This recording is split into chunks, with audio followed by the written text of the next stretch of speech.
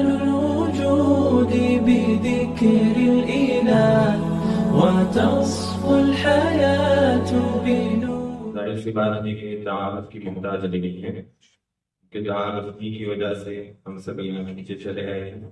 اس میں بغیر کسی تاخیر کے حضرت کو دعوت دوں گا کہ تشریف فرما ہو کر کے ملحوظات سے مستفید فرما سکیں.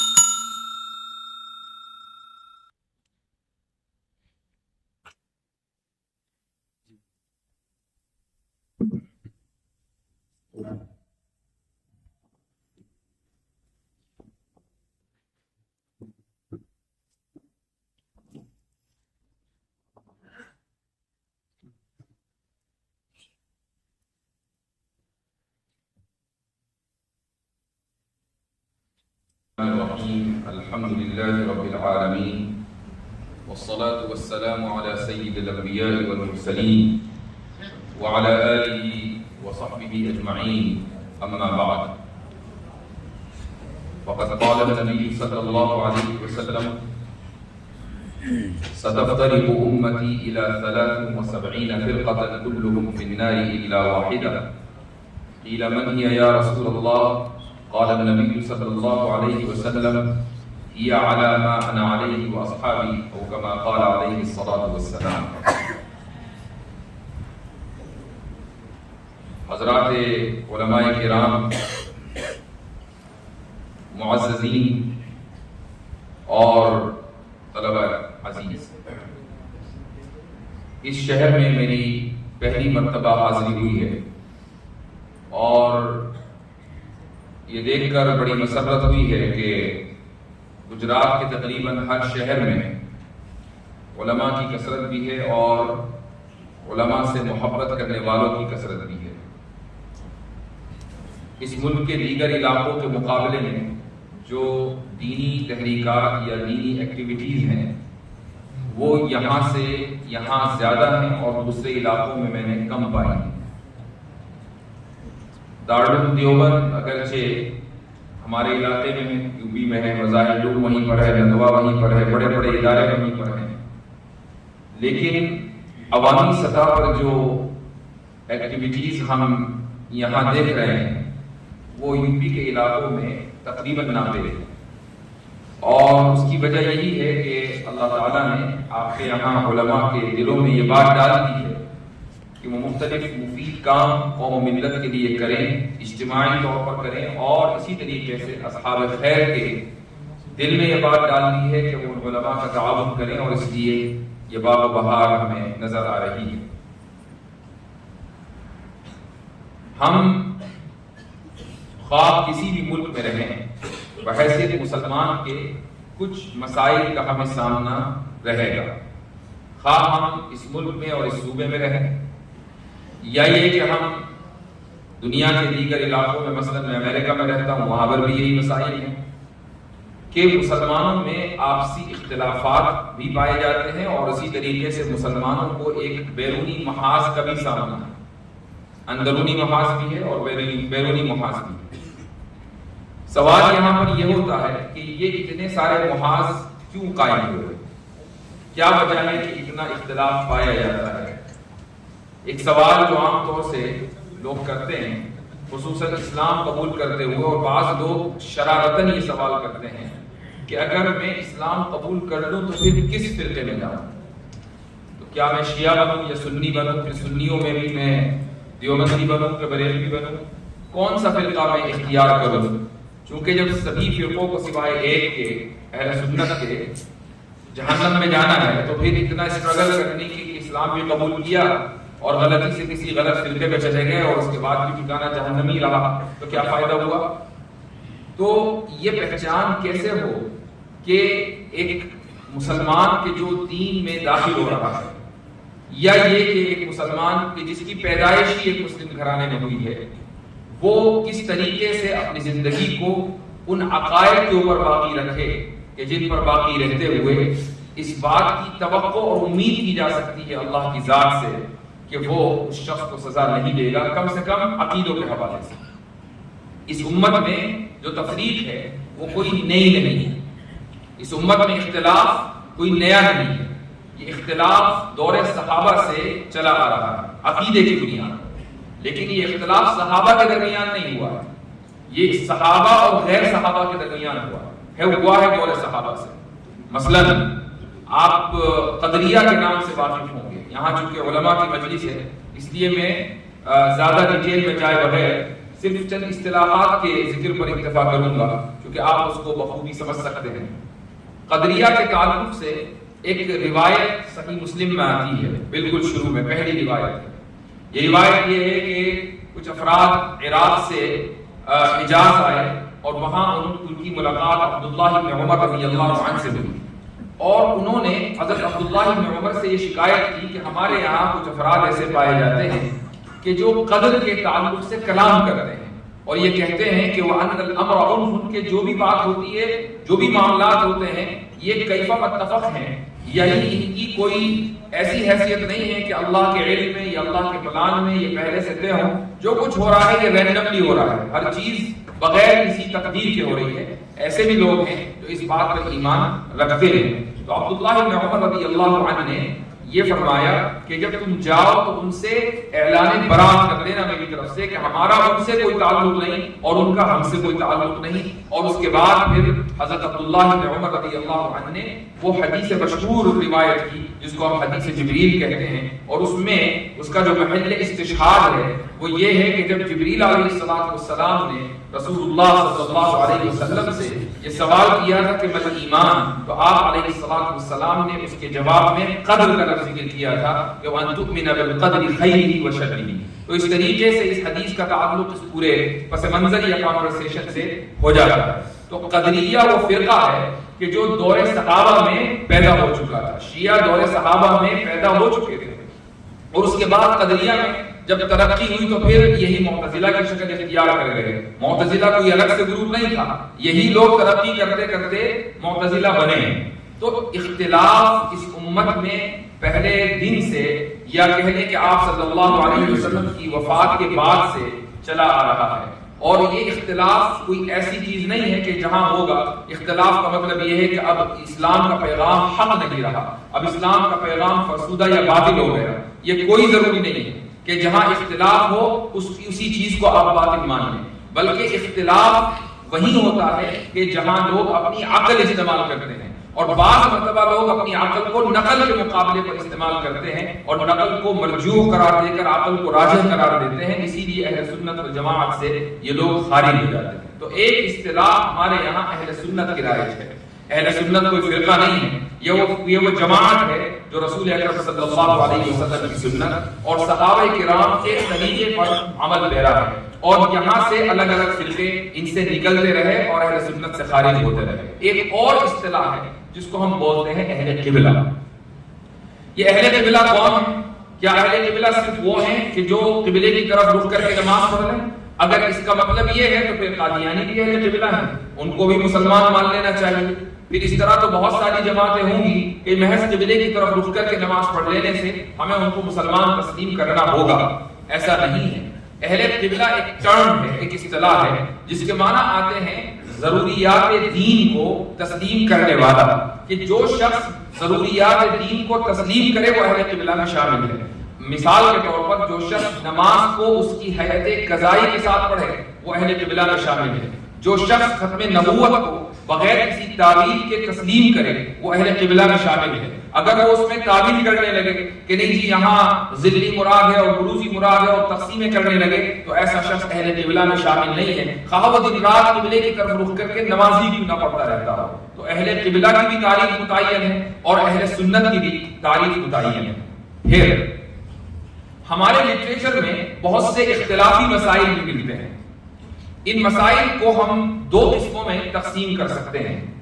پہلے مسائل وہ ہیں کہ جو منصوص ہیں، قرآن میں موجود ہیں، احادیث میں موجود ہیں، احادیث مشہورہ میں متواترہ میں موجود ہیں، اور ان مسائل میں اختلاف ہوا ہے اور کچھ لوگوں نے ان مسائل کو عقل کے مخالف ہونے کی وجہ سے ان میں تعویل کی اور ان کا انکار کر دیا. مثال کے طور پر عذاب قبر کا مسئلہ منصوص مسئلہ ہے.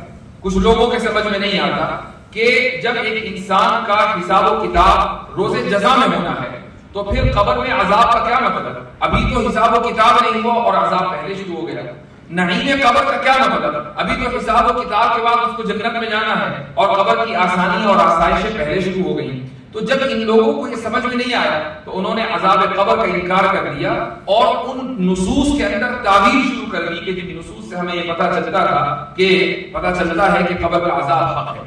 ایسے لوگوں کو اہل سنت والجماعت سے خارج سمجھا جاتا ہے. معتزلہ کا یہی موقف ہے. اسی طرح دوسرا مسئلہ ہے رویت کا کہ اللہ سبحانہ و تعالیٰ کی رویت روز جزا میں آخرت میں واقع ہوگی. نہ صرف یہ کہ ممکن ہے بلکہ اس کا وقوع بھی ہے اور اس دنیا میں امکان ہے لیکن وقوع نہیں. یہ مسئلہ بھی بہت سے لوگوں کے سمجھ میں نہیں آیا اور انہوں نے ان آیتوں کی اندر تعویل کی اور اس مسئلے کا انکار کر دیا. یہ لوگ بھی اہل سنت والجماعت سے خارج پائے. اسی طریقے سے ایک دوسرا مسئلہ پایا جاتا ہے وہ ہے خلق افعال کا کہ بہت سے لوگوں کو یہ بات سمجھ میں نہیں آئی کہ اگر ہمارے اعمال کے اوپر ہمارا محاسبہ ہونا ہے تو پھر ہمارے اعمال کے خالق بھی ہم ہی ٹھہرے. یہ کیسے ممکن ہے کہ ہمارے اعمال کی خلق اس کی تخلیق تو اللہ تعالیٰ کرے اور محاسبہ ہم سے ہو؟ اگر محاسبہ ہم سے ہونا ہے تو پھر تخلیق بھی ہمارے اعمال کی ہم ہی کریں گے, کسب بھی ہم ہی کریں گے. یہ ممکن نہیں ہے کہ خلق کوئی اور کرے اور اس کا محاسبہ کسی اور سے ہو. جب یہ مسئلہ ان کو سمجھ میں نہیں آیا تو انہوں نے تعویل کی اور یہ کہا کہ اللہ تعالیٰ اپنے افعال کا خالق ہے اور بندے اپنے افعال کے خالق ہیں. اور اس طریقے سے یہ اختلافات ہوئے وہ تمام کے تمام مسائل کہ جو منصوص ہیں قرآن میں سنت میں, ان میں جب اختلاف ہوا اور نصوص کے اندر تعویل کی گئی تو اس تعویل کے نتیجے میں اہل سنت سے ان لوگوں کو خارج کر دیا گیا. وہ لوگ کہ جو ان مسائل کے قائل ہیں, مثلا وہ افعال کے خالق بندوں کو بناتے ہیں, وہ رویت کا انکار کرتے ہیں, وہ پل صراط کا انکار کرتے ہیں, وہ جہنم میں جانے سے پہلے عذاب قبر کا انکار کرتے ہیں وغیرہ وغیرہ. یہ تمام کے تمام افراد اہل حق سے خارج تصور کیے جاتے ہیں, اہل سنت و جماعت سے خارج تصور کیے جاتے ہیں. پھر دوسری قسم ان مسائل کی ہے کہ جو نہ قرآن میں منصوص ہیں نہ احادیث مشہورہ میں ہے لیکن ان میں اختلاف ہوا ہے اور متقدمین نے ان کو نہیں چھیڑا. یعنی متقدمین کے یہاں بھی وہ لٹریچر نہیں پایا جاتا. متقدمین سے مراد صحابہ کی جماعت ہے, تابعین کی جماعت ہے اور تبع تابعین کی. تو صحابہ, تابعین, تبع تابعین نے ان مسائل پر کوئی گفتگو نہیں کی. اسی طریقے سے قرآن اور آپ صلی اللہ علیہ وسلم کی احادیث مشہورہ میں ان کا کوئی تذکرہ نہیں. متأخرین نے ان مسائل کو چھیڑا ہے اور ان مسائل کو چھیڑنے کی وجہ سے آپس میں اختلاف ہوا ہے. یہ ان کو بھی ہم چند کیٹیگریز میں رکھ سکتے ہیں. مثال کے طور پر بعض مرتبہ اختلاف ہوتا ہے استنباط کی وجہ سے. یعنی مثلا اگر آپ احادیث سے کسی مسئلے کا استنباط کریں تو ممکن ہے کہ آپ کی جو استدلالی قوت ہے وہ میری استدلالی قوت سے مختلف ہو اور آپ کے استنباط کا نتیجہ میرے استنباط کے نتیجے سے مختلف ہو. تو میں الگ نتیجے پر پہنچا اور آپ الگ نتیجے پر پہنچے اور اس لیے آپس میں اختلاف ہو گیا. مثال کے طور پر ایک مسئلہ آتا ہے ہمارے عقائد کی کتابوں میں ملتا ہے کہ انسان افضل ہے, انبیاء افضل ہیں یا ملائکہ افضل ہیں. اب دونوں طرف سے دلائل دیے جاتے ہیں. ایک دلیل یہ آتی ہے کہ حضرت آدم علیہ السلام کو مسجود ملائکہ ہیں, ملائکہ نے حضرت آدم کو سجدہ کیا. تو جب وہ مسجود ملائکہ ہیں تو پھر ملائکہ سے افضل ہوئے. دوسری طرف سے یہ دلیل آتی ہے کہ ملائکہ افضل اس لیے ہیں کہ اللہ سبحانہ و تعالیٰ ان کو والعباد المکرمون کہہ رہا ہے. اسی طریقے سے وفضلنا علی کثیر ممن خلقنا تفضیلا, یہ جو کثیر ممن خلقنا تفضیلا ہے, کثیر کا اس کے بہت سو کے اوپر ہم نے انسان کو فضیلت دی ہے. بہت سو میں سے استثناء ہے جس کا ملائکہ کا استثناء ہے. تو دونوں طرف سے دلائل دیے جاتے ہیں. یہ دلائل کا اختلاف کسی کو بھی اہل سنت والجماعت سے خارج نہیں کرتا. یعنی اگر کوئی یہ کہے کہ فلاں شخص ملائکہ کو انبیاء سے افضل مانتا ہے یا فلاں شخص انبیاء کو ملائکہ سے افضل مانتا ہے, اس بنیاد پر آپ کسی کو اہل سنت والجماعت سے خارج نہیں کر سکتے. اسی لیے جمہور نے اس کا جو طریقہ نکالا، بیچ کا راستہ، وہ یہ نکالا کہ انبیاء علیہ السلام تمام کے تمام ملائکہ سے افضل ہیں، پھر خواص ملائکہ خواص عامۃ المؤمنین سے افضل ہیں، اور پھر عامۃ المؤمنین عامۃ الملائکہ سے افضل ہیں۔ تو اس طریقے سے بیچ کا راستہ نکالا، دونوں دلائل کو، طرح کے دلائل کو سامنے رکھتے ہوئے۔ ایک مسئلہ یہ ہے۔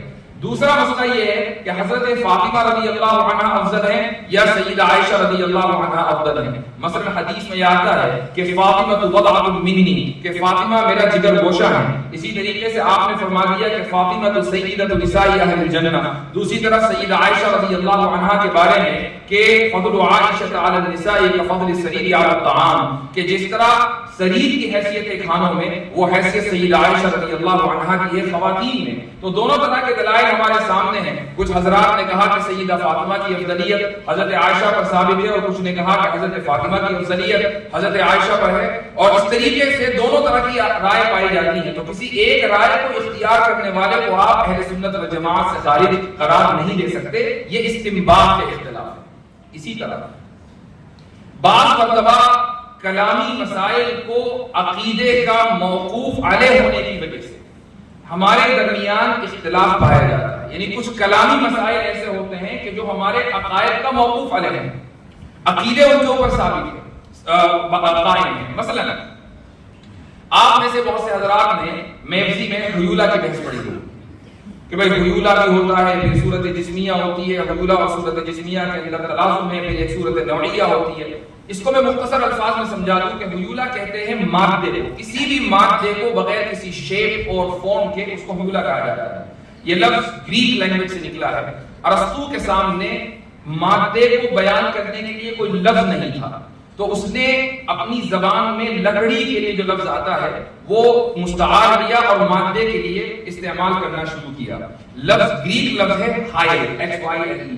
ہائل کو اس نے حیولہ، بعد میں جب اس کی تعریف ہوئی تو حیولہ کہا جانے لگا۔ اصلاً ہائل لکڑی کے لیے آتا ہے، لیکن بعد میں مادے کو بیان کرنے کے لیے کہ جس کی ابھی کوئی فارم اور شیپ نہیں ہے۔ پھر صورت جسمیہ، صورت جسمیہ کیا ہے؟ ایک صاحب نے مجھ سے سوال کیا کہ کیا حیولہ کو صورت جسمیہ کے بغیر ہم سمجھ سکتے ہیں یا اس کا تصور کر سکتے ہیں؟ تو میں نے ان سے سوال کیا کہ آپ ایک کام کریں، مجھے کوئی بھی میٹر، چاہے وہ لکڑی ہو، پتھر ہو، وہ کچھ بھی ہو، بغیر کسی فارم اور شیپ کے ذرا تصور کر کے دکھائیں، 5 منٹ کا ٹائم ہے۔ آپ کوئی بھی مادہ بغیر کسی فارم اور شیپ کے تصور ہی نہیں کر سکتے، یہ انسان کو قدرت ہی نہیں دی گئی۔ تو جب ایسا ہے تو یہ جو فارم اور شیپ ہے یہی صورت جسمیہ ہے، اور وہ جو مادہ ہے وہ حیولہ ہے۔ پھر صورت نوعیہ، صورت نوعیہ کیا ہے؟ یہ جو ہماری آپ کی شکلیں ہیں، جو ہماری نوع کو دوسری انواع سے ممتاز کرتی ہیں، کہ ہم مثلا گھوڑے کو دیکھ کر پہچان لیتے ہیں کہ یہ گھوڑا ہے، گدھے کو پہچان لیتے ہیں کہ یہ گدھا ہے، انسان کو دیکھ کر ہمیں کوئی کنفیوژن نہیں ہوتا کہ یہ انسان ہے یا بندر ہے۔ ان لوگوں کو ہوتا ہوگا لیکن بہرحال ہمیں نہیں ہوتا ہے۔ تو یہ جو ہماری ذہن کے اندر یہ بات بیٹھی ہوئی ہے کہ کسی بھی چیز کو دیکھ کر ہم اس کی نوع کو متعین کر لیتے ہیں، یہ صورت نوعیہ ہے۔ یہ جو پوری ڈیبیٹ ہے فلسفے میں، یہ بعض عقیدوں کا موقوف علیہ ہے، یعنی بعض عقائد اس کے اوپر ڈیپینڈ کرتے ہیں۔ مثال کے طور پر یہ مسئلہ کہ کیا کائنات قدیم ہے یا حادث ہے، تو جو لوگ حیولہ کے قائل ہیں اور یہ سمجھتے ہیں کہ حیولہ اور صورت جسمیہ کے اندر چونکہ تلازم ہے اور حیولہ قدیم ہے تو کائنات بھی قدیم ہوگی، جب وہ کائنات کے قدم کو اور اس کے ہمیشہ ہمیشہ ہونے کو، ایٹرنل ہونے کو مان لیتے ہیں تو پھر انہیں خدا کی کوئی ضرورت نہیں رہ جاتی، اور اگر خدا کو وہ مان بھی لیں تو خدا کے مدبر ہونے کی کوئی ضرورت نہیں رہ جاتی۔ آپ دیکھیں گے کہ ہندوؤں میں آریہ سماج کا ایک طبقہ پایا جاتا ہے۔ آریہ سماجیوں کے یہاں 3 چیزیں قدیم ہیں، خدا کی ذات قدیم ہے، یہ کائنات یعنی مادہ قدیم ہے، اور اسی طریقے سے روح قدیم ہے۔ یہ 3 چیزیں آریہ سماجیوں کے یہاں قدیم ہیں، اور یہ شرک اس لیے ہے کہ قدیم ہونا خدا کی صفت ہے، اور جس طریقے سے ذات کے اندر شرک کہلاتی ہے، اسی طریقے سے صفات میں شرکت بھی شرک کہلاتی ہے۔ تو آریہ سماجی جو اپنے آپ کو موحدین ہونا ثابت کرتے ہیں، ان کی توحید پر بھی سوالیہ نشان لگا ہوا ہے۔ ایسے ہی وہ لوگ جو گریک فلسفی میں بلیو کرتے تھے، وہ بھی آج بھی ایسے بہت سے لوگ ہیں جو گریک فلسفی کو مانتے ہیں، تو ان کے نزدیک اگر خدا موجود بھی ہے، چونکہ کائنات قدیم ہے اس لیے خدا کا مدبر ہونا کوئی ضروری نہیں ہے۔ ایسے لوگوں کو انگریزی میں ہم ڈیسٹ کہتے ہیں۔ دیزم کا مطلب یہ ہے کہ خدا کے وجود کو تو مان لیا لیکن خدا کو معطل تصور کر لیا کہ اس نے اس کائنات کو بنانے کے بعد اپنے آپ کو علیحدہ کر لیا. اب یہ کائنات آٹو پائلٹ موڈ پر ہے, یعنی خود سے خود فنکشن کر رہی ہے, اور اس دنیا میں جو لوگ بسنے والے ہیں وہ اپنے مستقبل کا خود ہی فیصلہ کریں گے کہ کیا چیز اچھی ہے اور کیا چیز غلط ہے, کیا چیز بھلی ہے اور کیا چیز بری ہے. تو یہ جو کلامی مسئلہ ہے حیولہ کا, یہ ایک بہت اہم مسئلہ ہے کہ جس کو ہم میبزی اور دیگر فلسفوں کی کتابوں میں پڑھتے ہیں. دوسری طرف پھر آگے چل کر مسئلہ آتا ہے جزء لا یتجزا کا, کہ جزء لا یتجزا کا مطلب یہ ہوا کہ اس کائنات کو اگر آپ تقسیم کرتے رہیں تو آخرکار آپ ایسے جز پر پہنچ جائیں گے کہ جس کو مزید تقسیم نہیں کیا جا سکے گا. اسی کو ہم انگریزی میں بولتے ہیں انڈیویزیبل پارٹیکل. تو انڈیویزیبل پارٹیکل کہ ایسا پارٹیکل کہ جس کو ڈیوائڈ نہیں کر سکتے.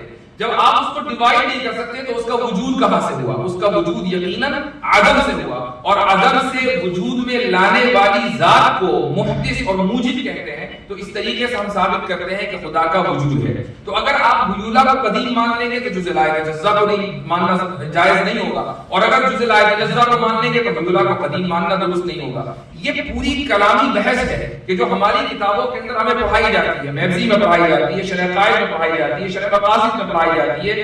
امام راضی رحمہ اللہ نے مفاتیح الغیب میں جگہ جگہ ذکر کیا ہے. اسی طریقے سے امام ابن تیمیہ رحمہ اللہ نے درء تعارض العقل والنقل میں صفحات کے صفحات اس موضوع کے اوپر لکھے ہیں. یہ پورا لٹریچر ہے اور اتنا یعنی عظیم الشان لٹریچر ہے کہ ہم پڑھتے رہیں گے, عمر نوح چاہیے اس لٹریچر کو پڑھنے کے لیے. یہ سارے کے سارے جو مسائل ہیں بظاہر آج ہمیں لگتا ہے کہ شاید یہ بالکل irrelevant مسائل ہو چکے ہیں. ہمیں ایسا لگتا ہے کہ یہ کیا بات ہو رہی ہے کہ ارسطو نے کہہ دیا کہ حیولہ قدیم ہے, اس سے ہمارے عقیدے کا کیا لینا دینا. میں نے ابھی بتایا کہ یہ لینا دینا ہے کہ اگر ہم نے حیولہ کو قدیم اور ایٹرنل مان لیا تو پھر خدا ہی کی ضرورت نہیں رہی. خدا کے وجود پر ایمان لانا بنیادی عقیدہ ہے. اگر وہ عقیدہ حیولہ کے قدیم ہونے کو ماننے سے متزلزل ہوتا ہو تو ہمیں پڑھنا پڑے گا کہ حیولہ قدیم ہے یا حادث. ہمیں پڑھنا پڑے گا کہ صورت جسمیہ کیا ہے, ہمیں پڑھنا پڑے گا کہ صورت نوعیہ کیا ہے. یہاں تک کہ ڈارونین ایوولوشن جب آپ پڑھتے ہیں تو اب آپ دیکھیں کہ یہ ڈارونین ایوولوشن ایک بالکل نیا سبجیکٹ ہے. بالکل نیا سبجیکٹ کا مطلب یہ نہیں ہے کہ ابھی وہ 2-4 سال پہلے سلیبس میں آیا ہے, یعنی وہ تقریباً 100-150 سال سے اسکولوں کے نصاب کا حصہ ہے. اور ہم میں سے ایک بڑی تعداد ڈارونین ایوولوشن کیسے کام کرتا ہے, اس کا کیا ماڈل ہے, اس کی کیا تفصیلات ہے, اس سے بھی واقف نہیں ہے. میں ایک بات مثال کے طور پر یہ کہتا ہوں کہ بہت سے لوگ یہ سمجھتے ہیں کہ ایوولوشن کا مطلب یہ ہوا کہ انسان کبھی بندر تھا, بندر سے ترقی کرتے کرتے وہ انسان بنا ہے. حالانکہ ڈارونین ایوولوشن اس بات کا قائل نہیں ہے. یہ چیز ذہن میں بٹھا لیں کہ جو شخص یہ سمجھتا ہو کہ انسان پہلے بندر تھا وہ ایوولوشن کو نہیں سمجھتا ہے. ڈارونین ایوولوشن پوری ایک سائنس ہے, اس کے پیچھے ماڈلز ہیں, اس کے پیچھے کیلکولیشنز ہیں, اس کے پیچھے دلائل ہیں. یہ الگ بات ہے کہ ہم ان دلائل کو صحیح تصور نہیں کرتے ہیں اور دلائل کا جواب سائنسی دلائل ہی کی روشنی میں دیتے ہیں. لیکن ڈارونین ایوولوشن بہرحال ایک جدید چیز ہے جو ہم پڑھ سکتے ہیں, پڑھا سکتے ہیں اپنے اسکولوں میں. صورت نوعیہ, یہ جو لفظ صورت نوعیہ ہے, اس کا تعلق ڈارونین ایوولوشن سے ہے. یعنی ڈارونین ایوولوشن کا مطلب یہ ہے کہ ایک نوع سے دوسری نوع کیسے وجود میں آتی ہے. ڈارونین ایوولوشن کا جو فلسفہ ہے وہ یہ ہے کہ نیچرل سلیکشن کی بنیاد پر, یعنی فطری انتخاب کی بنیاد پر ایک نوع سے دوسری نوع بنتی ہے. ایک مثال یہ ہے کہ جو لوگ پہاڑوں پر رہتے ہیں, بہت اونچے ہمالیہ کی چوٹی پر, تو ان کی جو لنگز کی آکسیجن لینے کی کیپیسٹی ہے وہ زیادہ ہوتی ہے, اور جو عام لوگ پلین یعنی زمینی علاقوں میں رہتے ہیں ان کی کیپیسٹی کم ہوتی ہے. تو ڈارونسٹ یہ کہتے ہیں کہ ایک زمانہ ایسا آئے گا کہ وہ لوگ جو ہمالیہ کی چوٹیوں پر بسیرا کرتے ہیں تو آہستہ آہستہ ان کے جسم کے اندر تبدیلی ہوتی رہے گی, اور یوں ان کی صورت نوعیہ بدل جائے گی اور ایک نئی نوع وجود میں آئے گی جو پلین پر رہنے والے افراد ہیں ان سے مختلف ہوگی. تو صورت نوعیہ کا تذکرہ کہاں آتا ہے؟ ڈارونین ایوولوشن میں آتا ہے. یہ لفظ آپ فلسفے کی کتاب میبزی میں پڑھ چکے ہیں. یہ بتانے کا مقصد کیا ہے؟ یہ بتانے کا مقصد یہ ہے کہ ہم جو پڑھتے ہیں یا پڑھاتے ہیں ان میں ایک بھی چیز ریلیونٹ نہیں ہے. ساری کی ساری چیزیں آپ کے کام آنے والی ہیں. ساری کی ساری چیزیں ایسی ہیں کہ جن کا تعلق آج کے جدید فلسفے سے ہے, جن کا تعلق جدید سائنس سے ہے, اور ہم بہت آسانی کے ساتھ ان مباحث کو سمجھ کر پڑھ کر ان موضوعات کے اوپر گفتگو کر سکتے ہیں. اور وہ لوگ کہ جن موضوعات کی وجہ سے کسی بھی طرح کی گمراہی کا شکار ہیں, ان کی ہدایت کا سامان, ہدایت کا ذریعہ بن سکتے ہیں یا ایسے لوگوں کی تردید کر سکتے ہیں. تو خلاصہ یہ ہے کہ کچھ کلامی مباحث ایسے ہیں کہ جو عقائد کا موقوف علیہ ہے. اب یہاں سے شروع ہوتا ہے اختلاف، چونکہ بات اختلاف کی ہو رہی ہے. ابن تیمیہ رحمہ اللہ کے نزدیک یہاں یہ مسئلہ آتا ہے کہ حیولہ یا جزء لا یتجزا وغیرہ کے اوپر گفتگو کرنا یا حیولہ کے رد میں جزء لا یتجزا کو ماننا بدعت ہے. وہ جزء لا یتجزا کے قائل نہیں، اشاعرہ جزء لا یتجزا کے قائل ہیں. اب جزء لا یتجزا کا ذکر قرآن میں نہیں، جزء لا یتجزا کا ذکر حدیث میں نہیں. تو اب اگر یہ اختلاف ہوا ہے تو اس اختلاف کی بنیاد پر آپ یہ نہیں کہہ سکتے کہ فلاں شخص اہل سنت سے خارج ہے اور فلاں شخص اہل سنت سے میں داخل ہے. حضرت نانوتوی قدس سرہ نے جزء لا یتجزا کو اگرچہ قرآن سے ثابت کیا ہے لیکن وہ قرآن میں ہے نہیں. وہ فرماتے ہیں کہ ممزقناہ کل ممزق، یہ جو کل ممزق ہے یہی جزء لا یتجزا ہے. بہرحال یہ دوسرا سمجھنے کی دوسری قسم ہے کہ جن میں ان غیر منصوص مسائل کی کہ جن میں اختلاف ہوا ہے. تیسری قسم غیر منصوص مسائل کی ایسی ہے کہ جن میں اختلاف ہوا ہے، قرآن و سنت پر تو اتفاق ہے لیکن ان کی تفسیر اور تشریح اور تعویل میں اختلاف پایا جاتا ہے. مثال کے طور پر سمع و بصر، یہ دونوں کے دونوں اللہ تعالیٰ کی صفات ہیں. اختلاف ہوا کہ صفات حقیقیہ ہیں یا صفات اضافیہ ہیں. صفات پر اتفاق ہے. تو اگر کوئی جماعت یہ کہے کہ یہ صفات حقیقیہ ہیں اور دوسری جماعت یہ کہے کہ یہ صفات اضافیہ ہیں اور ان کا مرجع علم ہے، یعنی سمع اور بصر کی کا جو مرجع ہے وہ علم الہی ہے، علم صفت حقیقی ہے، تو اس کی بنیاد پر اہل سنت اور غیر اہل سنت کا فیصلہ نہیں ہوگا. اسی طریقے سے ایک دوسرا مسئلہ ہے وہ یہ کہ صفات حقیقیہ کی ہم تعویل کر سکتے ہیں یا نہیں کر سکتے. مثلا صفات اضافیہ میں ایک صفت آتی ہے رحمت. اللہ سبحانہ و تعالی رحیم ہے. اللہ کا رحیم ہونا اشاعرہ کے نزدیک صفت اضافیہ صفت حقیقی نہیں ہے. اشاعرہ و ماتریدیہ میں صرف اختلاف یہ ہے کہ صفت حقیقی 7 ہے یا 8 ہیں، ان میں رحمت نہیں ہے. تو رحمت صفت اضافیہ ہے. رحمت کے معنی کیا آتے ہیں؟ رحمت کے معنی آتے ہیں انعطاف قلب، یعنی قلب کا متوجہ ہو جانا.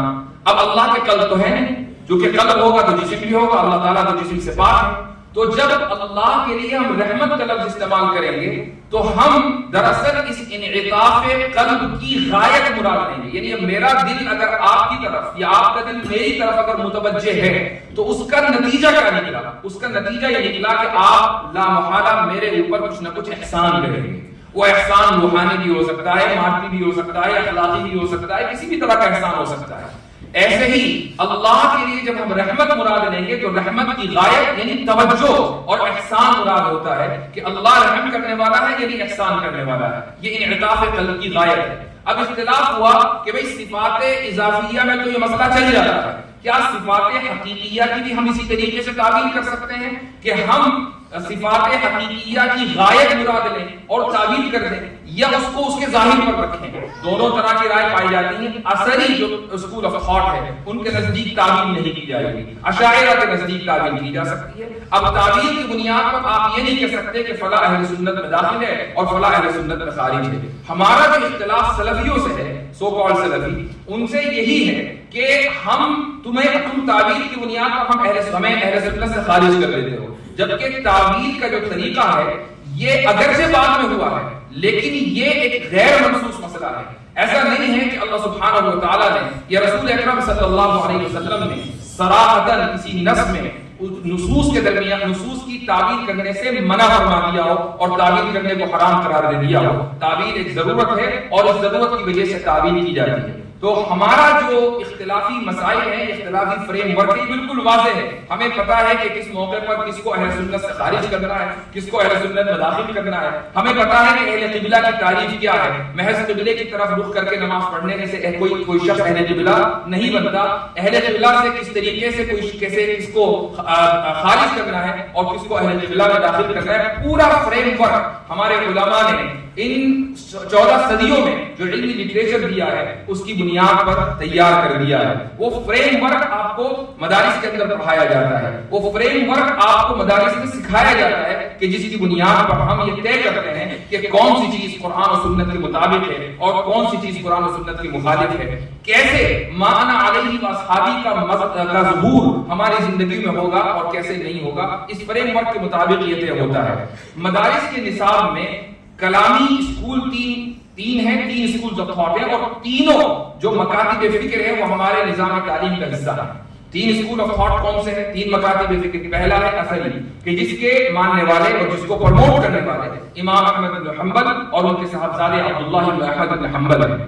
دوسرا ہے اشعری، اکثر شافعی فقہا اشعری ہوتے ہیں۔ امام ابو الحسن اشعری رحمہ اللہ اس مکتب فکر کے بانی نہیں ہیں، بلکہ اس کو متعارف کرانے والے ہیں۔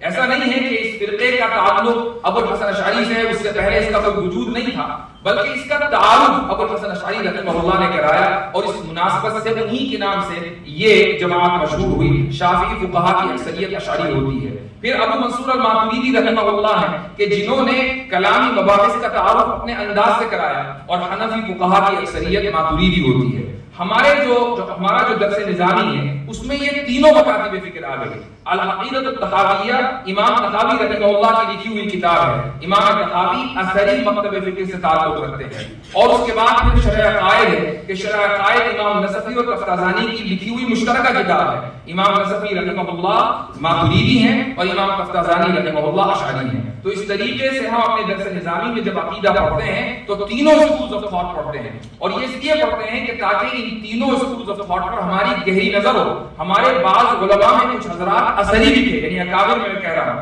اور اکثریت ہمارا جو دینی مزاج ہے، کلامی مزاج ہے، وہ ماتریدی پسند اشعری ہیں۔ ہم نہ خالص اشعری ہیں اور نہ خالص ماتریدی ہیں، ہم ماتریدی پسند اشعری ہیں۔ یہ قاری افسار رحمہ اللہ نے یہ تعبیر اختیار کی ہے علماء دیوبند کا دینی روح اور مسلک مزاج میں۔ تو ہم جب اپنے علم کلام سے واقف ہوں گے، ہم علم کلام کو اس تسلسل سے واقف ہوں گے، تو تبھی ہم اس میدان میں، فلسفے کے میدان میں، شبہات کے میدان میں، الحاد و ارتداد کے میدان میں کامیابی کے ساتھ ہم محنت کر سکیں گے۔ لیکن اگر ہم اپنے اس تسلسل سے واقف نہیں ہیں تو پھر ہم کبھی بھی اس میدان میں کامیاب نہیں ہو سکیں گے۔ مجھ سے اکثر یہ سوال کیا جاتا ہے کہ بھائی علم کلام جدید کیسے ہم پڑھیں؟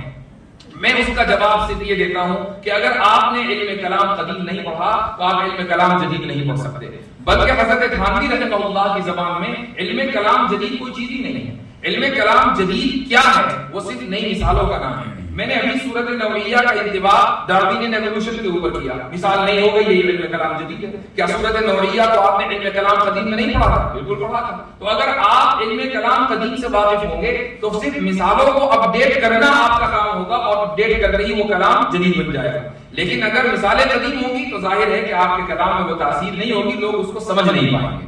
تو الگ سے کسی کتاب کو علم کلام جدید تصور کر لینا، اور پھر یہ سمجھنا کہ نہیں اس کتاب کو پڑھ کر ہم آج کے دور میں دعوت کا کام کر سکتے ہیں، آج کے دور میں ہم رد شبہات کر سکتے ہیں، آج کے دور میں ہم رد الحاد کر سکتے ہیں، یہ سمجھنا خام خیالی ہے۔ ایسے لوگ کہ جو تسلسل، روایت کے تسلسل سے اپنے آپ کو نہیں جوڑتے، وہ کبھی بھی اس میدان میں کامیاب نہیں ہو پائیں گے۔ اس کی ایک مثال لے لیجئے کہ اگر آپ ایک کامیاب فقیہ بننا چاہتے ہیں اور آپ صرف ایک فقہ کی کوئی نئی کتاب پڑھ لیں جو آج کے دور میں لکھی گئی ہے، اور آپ نہ قدوری سے واقف ہو، نہ آپ نے ہدایت پڑھی ہو، نہ آپ نے کنز دقائق کی ورق گردانی کی ہو، نہ آپ کو پتا ہو کہ بظاہر صناعی کی کوئی کتاب ہے البحر الرائق کو آپ نے کبھی نہ دیکھا ہو، اور پھر آپ یہ سمجھے کہ الفقہ فی توضیح الجدید پڑھ کر میں فقیہ بن گیا ہوں، تو یہ ممکن نہیں ہے۔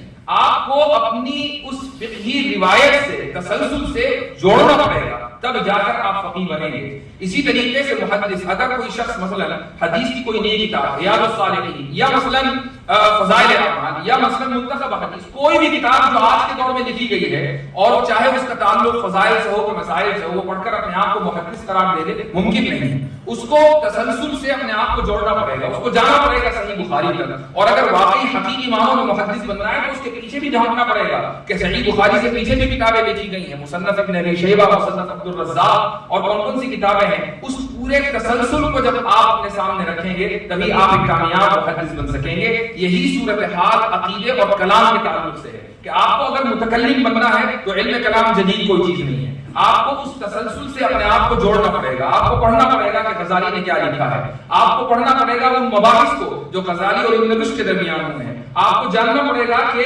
ابن سینا نے کیا لکھا ہے، رازی نے کیا لکھا ہے، ابن تیمیہ نے رازی کے اوپر نقد کیسے کیا ہے، 5 جلدیں ابن تیمیہ نے رازی کے نقد میں لکھی ہیں۔ تو یہ تمام کی تمام چیزیں جب آپ کے سامنے ہوں گی، اور پھر نیچے آپ حجت اللہ پڑھیں گے، اس کے نیچے آپ آئیں گے تو ابقات پڑھیں گے، اس کے نیچے آپ آئیں گے تو حضرت نانوتوی کی کتب پڑھیں گے، اس کے نیچے آپ آئیں گے تو حضرت تھانوی قدس سرہ کی آپ کتابیں پڑھیں گے، تو جا کر آپ کو لگے گا کہ ہاں شروع سے لے کر آخر تک میں نے کلامی تسلسل سے اپنے آپ کو جوڑے رکھا ہے۔ جب آپ کے اندر یہ صلاحیت پیدا ہو جائے تو پھر کوئی شبہ ایسا نہیں ہے کہ جس کو آپ ٹیکل نہ کر سکیں، کوئی مسئلہ ایسا نہیں ہوگا کہ جس کا جواب آپ کو معلوم نہ ہو، یا یہ الگ بات ہے کہ وہ مستحضر نہ ہو، لیکن معلوم آپ کے علم میں ضرور ہوگا، کہیں نہ کہیں آپ نے ضرور پڑھا ہوگا۔ یہ ایک ایسا ذخیرہ ہے کہ جس کو آپ پڑھتے رہیں، یہ ذخیرہ ختم ہونے والا نہیں ہے۔ تو ایک بڑا مسئلہ جو ہم مدارس میں پاتے ہیں وہ یہ کہ یہ خیال کے مثلا میرے سے یہ سوال اس لیے ہوتا ہے کہ لوگ شاید سمجھتے ہیں کہ میں کوئی جدید کام کر رہا ہوں، نہیں، جدید وسائل ضرور اختیار کر رہا ہوں، کام جدید نہیں ہے، کام وہی ہے جو ہمارے اکابر نے کیا تھا۔ ہم سوالات کے جوابات کہاں سے اٹھاتے ہیں؟ حضرت نانوتوی کی کتابوں سے، حضرت تھانوی کی کتابوں سے، اشرف الجواب میں جو لکھا ہوا ہے، کچھ اصطلاحات ہم نے اپنی طرف سے ان کا اضافہ کر دیا، ورنہ بات وہی ہے جو اکابر لکھ کر چلے گئے ہیں۔ تو اگر یہ کام ایک آدمی کر سکتا ہے تو 100 آدمی بھی کر سکتے ہیں، مدرسے کا ہر فاضل کر سکتا ہے۔ اس لیے یہ ضروری ہے کہ ہم ہمارے پاس جو اثاثہ ہے اور ہمارے پاس اللہ تعالیٰ نے اپنے فضل سے جو علم ہمیں عطا کیا ہے مدارس کی بدولت، اس علم کو ہم جو ویلیو دے سکتے ہیں وہ ویلیو دے، جو مقام دے سکتے ہیں وہ مقام دیں، اور کسی بھی طرح سامنے والے کے رعب میں نہ آئیں محض اصطلاحات اور زبان کے اختلاف کی وجہ سے۔ زبان کا اختلاف الگ چیز ہے، زبان کی وجہ سے رعب میں آنے کا کوئی مطلب نہیں ہے۔ آپ مثلا ترکی چلے جائیں، آپ کتنی انگریزی بولے سامنے والا متاثر نہیں ہوگا۔ آپ فرانس چلے جائیں، آپ ہوں گے شیکسپیئر کی اولاد، لیکن وہ متاثر نہیں ہوگا کیونکہ وہ اس کی فرینچ لینگویج کے اوپر اس کو اتنا فخر ہے، وہ انگلش کو زیادہ اہمیت نہیں دیتا۔ میں ہرگز یہ نہیں کہتا ہوں کہ ہمارے علماء کو انگریزی نہیں سمجھنی چاہیے یا نہیں پڑھنی چاہیے، لیکن اس کی حیثیت محض ایک زبان کی ہے، یہ ایک ٹول ہے، یہ مقصد نہیں ہے، یہ مقصود بالذات نہیں ہے۔ مقصود بالذات وہ علوم ہیں جو مدارس کے اندر آپ کو پڑھائے جاتے ہیں یا پڑھائے گئے ہیں۔ اگر آپ ان علوم کے اندر کما حقہ مہارت حاصل کر لیں گے تو آپ انگلش سیکھ لیں، فارسی سیکھ لیں، عربی سیکھ لیں، فرینچ سیکھ لیں، کوئی بھی زبان سیکھ لیں، اس زبان کے اندر آپ بہت آسانی کے ساتھ وہ کام کر سکیں گے۔ لیکن زبانوں کے آپ ماہر ہوں اور علوم سے آپ نابلد ہوں تو پھر اس زبانوں کو سیکھنے کا اور جاننے کا کیا فائدہ، سوائے اس کے کہ کارپوریٹ کلچر کا ایک انسان غلام بن جاتا ہے کہ اس کو پتہ چل جاتا ہے کہ اس زبان سے دوسری زبان میں ترجمہ کیسے کرنا ہے۔ لیکن اگر آپ یہ سمجھتے ہیں کہ اسلام کی ترجمانی کرنی ہے، آپ یہ سمجھتے ہیں کہ دین کی دعوت دینی ہے، آپ یہ سمجھتے ہیں کہ نوجوانوں کے اندر کام کرنا ہے اور ان کے ذہنوں میں پلنے والے شبہات کو دور کرنا ہے، اور آپ یہ سمجھتے ہیں کہ اس وقت اسکولوں میں جو نوجوان پڑھ رہے ہیں ان کے ذہنوں میں شکوک و شبہات آ رہے ہیں، چاہے وہ مخلوط تہذیب کی وجہ سے ہوں یا مخلوط تعلیم کی وجہ سے ہوں یا کو ایجوکیشن کی وجہ سے اور جدید تعلیمی نظام کی وجہ سے، اگر آپ یہ سمجھتے ہیں کہ اس میدان میں آپ کو کام کرنا ہے اور آپ یہ اللہ سے دعا مانگتے ہیں کہ مجھے اس کام کے لیے قبول فرما، تو دوا کے طور پر یہ کرنا پڑے گا کہ جو کچھ آپ نے پڑھا ہے مدرسوں میں، اگر آپ فارغ ہو چکے ہیں تو آپ ریویزٹ کریں اور ان کتابوں کو سینوں پڑھیں اور اس طریقے سے اپنے آپ کو اس روایت کے تسلسل سے جوڑیں۔ اور اگر آپ ابھی مدرسے میں پڑھ رہے ہیں تو یہ جان لیجئے کہ جو علوم آپ آج پڑھ رہے ہیں یہ باہر ملنے والے نہیں ہیں۔ اگر آپ نے اس وقت کو غنیمت نہ سمجھا اور اس وقت کو ضائع کر دیا تو آئندہ یہ وقت لوٹ کر آنے والا نہیں ہے۔ وہ تمام لوگ کہ جو مدرسوں میں ایسے ہی رہ جاتے ہیں، جب باہر نکلتے ہیں پریکٹیکل لائف میں جاتے ہیں،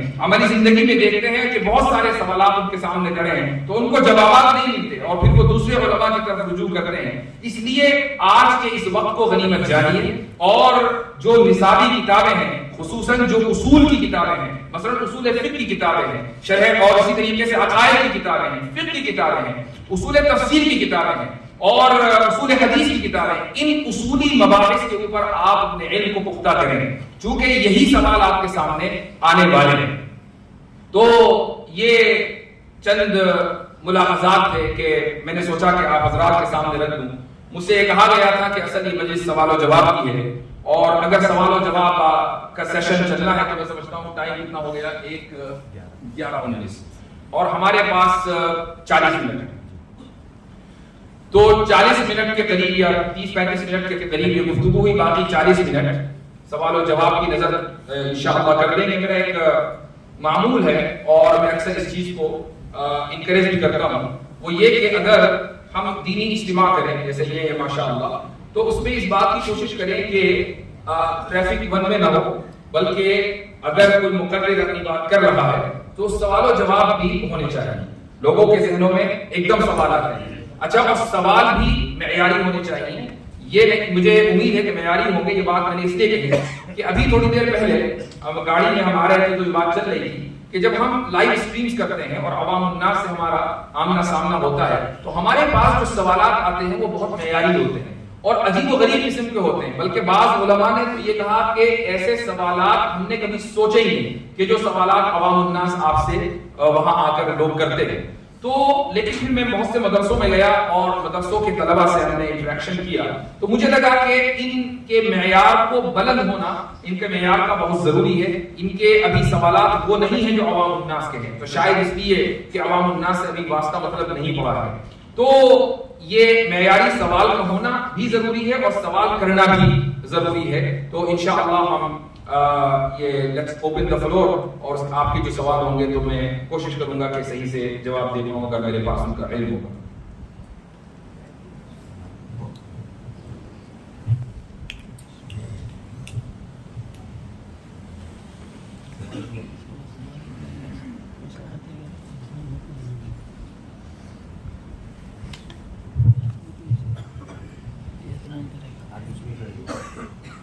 قرآن کریم کے اندر جو بارہا کہا گیا ہے سبع سماوات اور زمین کا بھی ذکر ہے, تو مفسرین نے اتنا تو لکھ دیا ہے کہ زمین کی چونکہ 7 لیئر ہیں لیکن آسمان کے درمیان کا جو فاصلہ ہے وہ کما بین السماء والارض.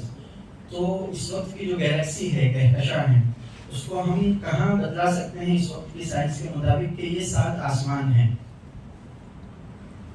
سائنس آسمانوں کے وجود کو تسلیم نہیں کرتی اور سائنس کے ذریعے آسمانوں کے وجود کو ثابت کرنا خلط مبحث. اس کی وجہ یہ ہے کہ جس چیز کو ہم آسمان تصور کر رہے ہیں وہ تو خلا ہے, اسپیس ہے, جس کو ہم دن میں آسمانی اور رات میں ہم کالا دیکھتے ہیں, یہ خلائے محض ہے. اب آسمان کہاں ہے؟ سائنس کے نزدیک آسمان ایک مت ہے اور جو تمام مذاہب کے اندر پائی جاتی ہے. اب جب یہ طے ہو گیا کہ سائنس کے نزدیک آسمان ایک مت ہے تو پھر ہم سائنسی طریقے سے آسمان کو ثابت کریں, یہ غلط ہوگا. آپ زیادہ سے زیادہ یہ کہہ سکتے ہیں کہ لفظ سما ہمارے لٹریچر میں مختلف معنی میں استعمال ہوتا ہے. کل ما علا, جو چیز بھی بلند ہے وہ اس کو سما کہا جاتا ہے. بعض جگہ چھت کو سما کہا گیا, اسی طریقے سے بادلوں کو سما کہا گیا. اور جو بھی چیز بلندی پر ہے تو چونکہ جو 7 آسمان ہیں وہ بھی اوپر ہیں تو اس لیے ان پر بھی لفظ سما کا اطلاق ہوگا. اب کچھ لوگ جو سائنسی تفسیر اور تشریح کرنا چاہتے ہیں قرآن کی, وہ یہ کہتے ہیں کہ ہماری اس ہورائزن میں 7 لیئرز ہیں, ان میں اوزون ہے اور کون سی ہے, تو یہ 7 لیئرز ہی 7 آسمان ہیں. لیکن یہ تصور غلط ہے اور اس کی وجہ یہ ہے کہ جب ہم آسمان کی تشریح نصوص میں پڑھتے ہیں تو ہم دیکھتے ہیں کہ ان کے درمیان فاصلہ بہت زیادہ ہے. ظاہر ہے کہ ان لیئرز میں فاصلہ نہیں, پلس یہ ماننا کہ یہ لیئرز 7 ہیں یہ بھی غلط ہے. اسی طریقے سے آپ جب اس کہکشاں کی لیئرز کو دیکھتے ہیں اور اس کو کہیں کہ یہ آسمان ہے, لغوی اعتبار سے وہ سما ہو سکتا ہے لیکن وہ سما کہ جس کا ذکر قرآن میں ہے وہ یہ نہیں. وہ کہاں ہے؟ وہ اس کائنات سے باہر ہے. وہ ما بعد طبعیاتی وجود ہے, یعنی میٹا فزیکل ایگزسٹنس. اور جو چیز ما بعد طبعیاتی وجود سے تعلق رکھتی ہو آپ اس کو سائنس کی بنیاد پر اس لیے ثابت نہیں کر سکتے چونکہ سائنس کا میدان طبعیاتی وجود ہے, یعنی فزیکل ورلڈ. تو سائنس سے آپ پوچھیں فزیکل ورلڈ کی باتیں اور مذہب سے آپ پوچھیں میٹا فزیکل ورلڈ کی باتیں. سائنس سے آپ پوچھیں پروسیس کہ کوئی چیز کیسے بنی ہے, مذہب سے پوچھیں آپ کیوں کہ کوئی چیز کیوں بنی ہے. لیکن اگر آپ سائنس سے پوچھیں کیوں اور مذہب سے پوچھیں کیسے کا سوال, یہ خلط مبحث ہو جائے گا. تو اس لیے ہم کبھی بھی سائنس کی بنیاد پر آسمانوں کے وجود کو ثابت کرنے کی کوشش نہ کریں, یہ ایک میٹا فزیکل حقیقت ہے. ہاں اگر سامنے والا سوال کرتا ہے تو ہم اس سے کہیں کہ بھائی ہم پہلے اس پر بات کریں گے کہ دنیا میں 2 طرح کی ریالٹیز پائی جاتی ہیں, فزیکل ریالٹی اور میٹا فزیکل ریالٹی. یہ اگر تسلیم ہے تو بات آگے بڑھے گی, اگر یہ تسلیم نہیں ہے تو پہلے اس پہ بات ہوگی کہ میٹا فزیکل ریالٹی ہے یا نہیں, اور آپ دلائل سے میٹا فزیکل ریالٹی کو ثابت کریں گے. جب یہ ثابت ہو گیا تو آسمان بھی ثابت ہو گیا, جنت جہنم ملائکہ روح سب چیزیں ثابت ہو گئی. السلام علیکم ورحمۃ اللہ وبرکاتہ. وعلیکم السلام. یہ آج کل نئے ملحدین لوگ حضرات ہیں جو نئے قسم کے پیدا ہوتے ہیں اور لوگوں کے اندر گمراہی پھیلاتے ہیں, خاص طور پر कॉलेज और यूनिवर्सिटी के लोगों में, तो ये पैदा कैसे होते हैं, इनकी क्या कहते हैं फिक्र कैसे पैदा होती है कि गुमराह किया जाए, और उसके लिए वो मुल्हिदीन और एथिक्स अल्फाज का इस्तेमाल करके अपने आप को मैदान में लाते हैं। आपके मैंने कई बयान सुने, खासतौर पर ओवैस वाला। इस हिसाब से मैं पूछना चाहता हूँ कि ऐसा क्यों होता है कि लोग, नौजवान लोग मुल्हिदीन के दायरे में ज्यादा आते हैं, खासतौर पर आजकल पाकिस्तान में वो है इंजीनियर नाम का है, और कई तरह के लोग जो पैदा होते हैं, उसकी वजह है। बहरहाल उसको मुल्हिदीन की फहरिस्त में रखना तो जरा ज्यादती होगी।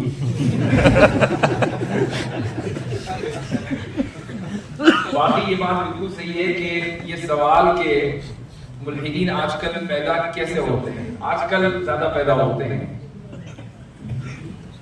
जब कहीं बारिश होने के बाद पानी जमा हो जाता है तो मच्छर उसमें पैदा होने लगते हैं, और अगर पानी बहता रहे तो उसमें हरकत रहे तो फिर अब कीड़े मकोड़े जन्म नहीं लेते। तो हुआ ये कि हमारे जहनों के अंदर पहले ही हम जुमूद का शिकार हो गए इल्मी एतबार से। हमारी नस्लों में, हमारे नौजवानों में जो दीनी बेदारी होनी चाहिए वो खत्म हो गई, जिहालत में इजाफा हो गया और यूं इल्मी जुमूद तारी हो गया। इस जुमूद की वजह से मक्खी और मच्छर पैदा होने लगे। यही वजह है कि आप आज के दौर में कुछ मुल्हिदीन देखते हैं। मुल्हिदीन के पैदा होने के मुख्तलिफ असबाब हैं। उनमें एक सबब उनका मेंटल ट्रॉमा होता है कि मसलन कोई बचपन में वाक़या हो गया या जवानी में कोई वाक़या हो गया और उस वाक़ये का ब्लेम वो डालते हैं अल्लाह के ऊपर कि ये अल्लाह ने किया है, अल्लाह से नफरत हो गई और वो नफरत का फिर इजहार इनकार खुदा में मुंतज होता है। तो एक बहुत बड़ी तादाद मुल्हिदों की तो ऐसी है, यानी अक्सरियत मुल्हिदों की ऐसी ही है। लेकिन कुछ मुल्हिद ऐसे होते हैं कि जिनका ताल्लुक उनके इल्हाद का ताल्लुक शुबुहात से है, यानी उन्होंने मसलन फलसफा ज्यादा पढ़ लिया या मसलन उन्होंने जदीद साइंस पढ़कर वो उससे मुतासिर हो गए, बायोलॉजी पढ़ी और बायोलॉजी पढ़कर टीचर के कहे बगैर उस पर ईमान ले आया कि इसमें जो लिखा है बिल्कुल सही लिखा है, हालांकि साइंस चीख कर ये कह रही है कि वो फॉल्सिफाइबल है, यानी उसका जो नजरिया है वो आज अगर ठीक है तो कल वो बदल जाएगा, उसके अंदर गलती के इम्कानात हैं। वो साइंस ही नहीं है कि जो अपने आप को मासूम करार दे। वो साइंसी थ्योरी हो ही नहीं सकती कि जिसके बारे में साइंटिस्ट ये कहें कि अब ये कभी नहीं बदलेगी। तो जब साइंस बदलने वाली है और फॉल्सिफाइबल है, उसके बावजूद अगर कोई बच्चा स्कूल की तालीम हासिल करने के बाद, बायोलॉजी वगैरह पढ़ने के बाद ये तसव्वुर कर ले कि इसमें जो लिखा है वो 100% एक्यूरेट है, वो बिल्कुल ठीक है, तो वहां से शुबहात जन्म लेते हैं। और ये शुबहात का इलाज अगर वक्त पर न किया जाए तो बहुत सी मरतबा ऐसा होता है कि शुबहात एतराज़ात की शक्ल इख्तियार कर लेते हैं और फिर एतराज़ात से इल्हाद का रास्ता और दरवाजा खुलता है।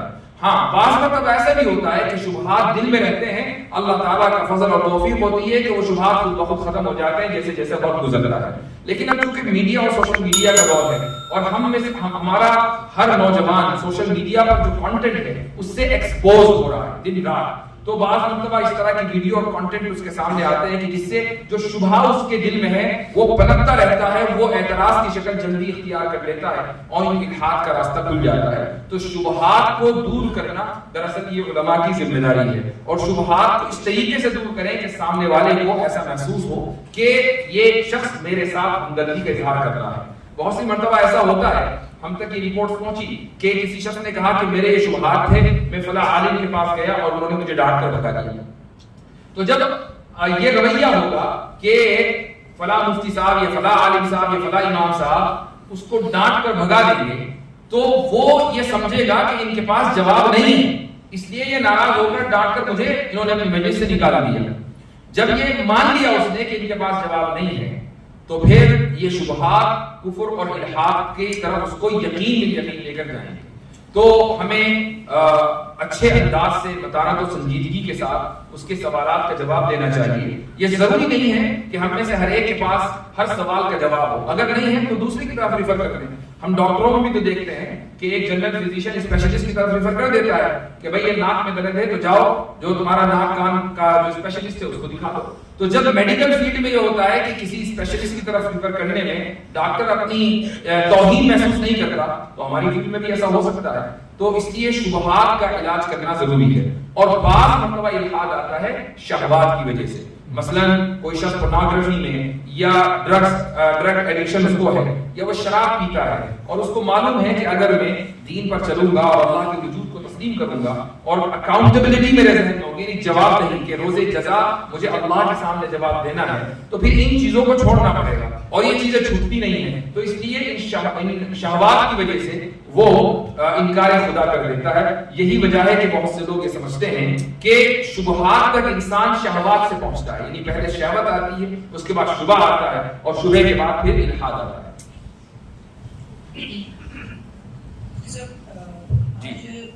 ابھی کچھ جدید ڈاکٹرز یہ بتلاتے ہیں کہ ہم کچھ رپورٹس کے تھرو یا پھر ہارٹ ریدم کے تھرو ہم رحم مادر میں کیا ہے مذکر ہے یا مؤنث ہے اس کو ہم بدلا سکتے ہیں.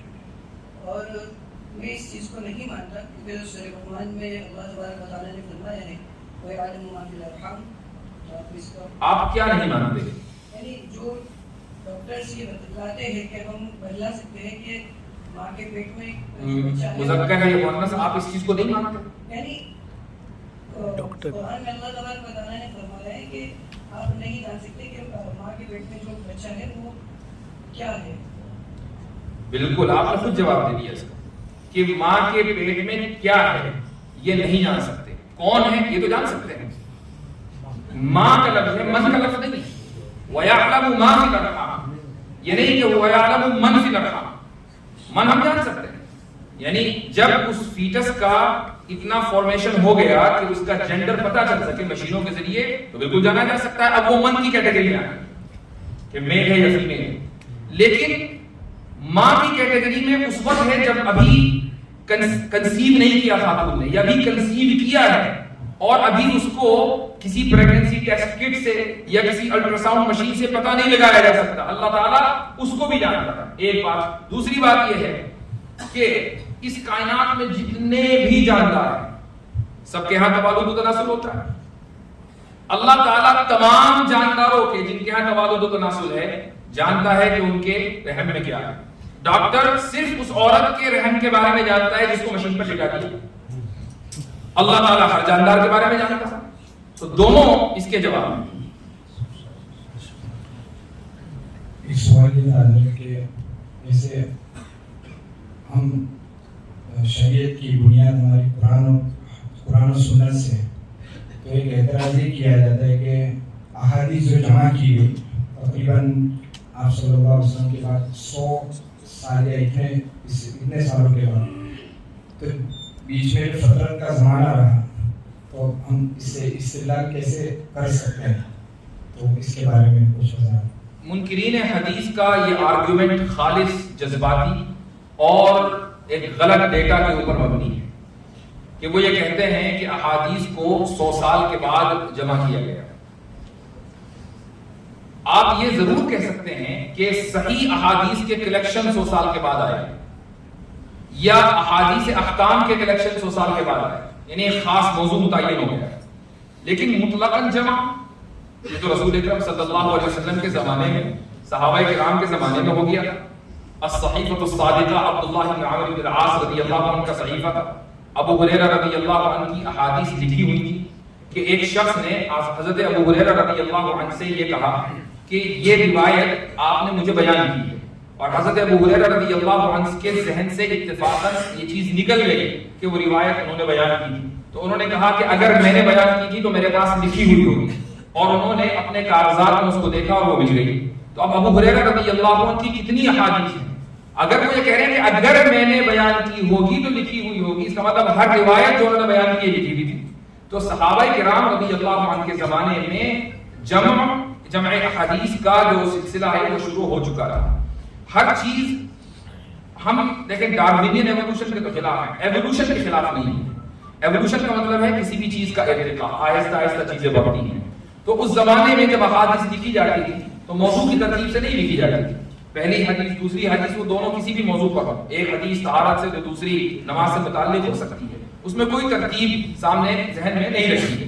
پھر زمانہ دوسرا آیا اور اس میں ترتیب کو محفوظ رکھا گیا. بعض مرتبہ صحابہ کی ترتیب پر، بعض مرتبہ احکام کی ترتیب پر، بعض مرتبہ کوئی دوسری ترتیب اختیار کر لی گئی. تو یہ جو ترتیب الگ الگ اختیار کی گئی ہے یہ ہے علمی ایوولوشن ہے. یہ 100-150 سال کے بعد نئے نئے طریقے محدثین نے دنیا کے سامنے متعارف کرائے. اس کو تو آپ یہ کہہ سکتے ہیں, لیکن مطلقاً یہ کہنا کہ احادیث کو جمع ہی نہیں کیا گیا, تو پھر آپ صلی اللہ علیہ وسلم یہ کیوں فرماتے مجمع سے یا اپنے کسی کاتب سے کہ اکتبوا لی ابی شاہ, ابو شاہ کے لیے خطبہ جو ابھی حجۃ الوداع کے موقع پر دیا گیا ہے وہ لکھ دو. تو حدیث کی کتابت کا جو آغاز ہے وہ آپ علیہ السلام کے وقت سے ہی شروع ہو گیا تھا. ایک نوجوان نے ہم سے سوال کیا کہ اللہ رب العزت نے خاتم النبی بنانے کے لیے رسول اللہ صلی اللہ علیہ وسلم کا ہی انتخاب کیوں کیا؟ اگر میں چاہتا تو مجھے بھی جو ہے وہ خاتم النبی بناتے, لیکن رسول اللہ صلی اللہ علیہ وسلم کو کیوں بنایا؟ اس کا نقلی جواب تو دے سکتے ہیں, لیکن عقلی جواب کیا ہوگا؟ بہت سی چیزوں کے کوئی جواب نہیں ہوتے, کیونکہ یہ سوال خالص وہم کے اوپر مبنی ہوتا ہے. اب مثلاً وہ کہتا ہے اگر میں چاہتا, اسی سوال کو ذرا ڈیکنسٹرکٹ کریں, اگر میں چاہتا تو مجھے بھی اللہ تعالیٰ بنا سکتے تھے, تو کیا رسول اللہ صلی اللہ علیہ وسلم کو آخری نبی اس لیے بنایا کہ اللہ کے نبی نے چاہا تھا, یا یہ اللہ کا فیصلہ تھا؟ اگر اللہ کے نبی نے چاہا تھا نبی بننے سے پہلے کہ مجھے آخری نبی بنا دیا جائے, تب تو یہ سوال ہو سکتا ہے کہ انہوں نے بھی چاہا, ہم بھی چاہا, لیکن انہوں نے بھی نہیں چاہا, ان کو معلوم بھی نہیں تھا کہ ما كنت تدری والکتاب ولا الایمان, کہ آپ کو معلوم نہیں تھا نبوت سے پہلے کہ کتاب کیا ہے اور ایمان کی تفصیلات کیا ہیں. تو آپ صلی اللہ علیہ وسلم کی مرضی پر یہ موقوف نہیں تھا کہ آپ نبی یا خاتم النبیین بنے, یہ تو اللہ کی مرضی پر موقوف ہے. اب اگر اللہ کی مرضی پر یہ بات موقوف ہے تو اللہ کی مرضی نہیں تھی کہ اللہ کے آخری نبی محمد صلی اللہ علیہ وسلم کے بعد کوئی دوسرا نبی بنے, اور اس کی وجہ بھی ہے معقول. اس کی وجہ یہ ہے کہ یہ کہہ سکتا ہے کہ نہیں, اللہ کے نبی کے بعد محمد صلی اللہ علیہ وسلم کے بعد اور بھی انبیاء آنے چاہیے تھے. مثلا میری بھی خواہش ہو رہی ہے, میں بھی بن جاتا تھا, تو بھائی صرف ایک ہی آدمی کی خواہش کیوں؟ اگر ایک کی خواہش کا لحاظ رکھا جا سکتا ہے تو 100 کی خواہش کا بھی لحاظ رکھا جانا چاہیے, اور 100 کی خواہش ہے تو 1000 کی بھی تو ہر آدمی چاہتا. امت کہیں نہ ہو کہ سارے کے سارے انبیاء ہوتے, کیونکہ ہر آدمی کی خواہش ہوتی مجھے بھی نبی بننا, اور اگر سب کے سب کو انبیاء ہی بننا ہے تو قیامت کب آنے کی؟ قیامت آنے کے لیے ضروری ہے کہ آخری نبی آئے, تو قیامت کبھی نہ آتی, اور اس طریقے سے دنیا ہمیشہ چلتی رہتی ہے اور صرف انبیاء ہی انبیاء ہوتے. یہاں سے کوئی کھڑے ہوئے جی. آپ نے جو شروع میں فن فلسفہ کے متعلق جو باتیں بتائی, اس کے متعلق ایک مشورہ آپ سے طلب ہے, سوال تو نہیں کہہ سکتے. ایک طالب علم میں مدرس ہونے کی حیثیت سے ہمیں اس زمانے میں چونکہ تقریباً مدارس سے منطق اور فلسفہ دونوں ہی تقریباً میرکس اور سلم جیسی کتابیں نکال دی گئی, یہی سوچ کر کے مل بیٹھ گئی ہے.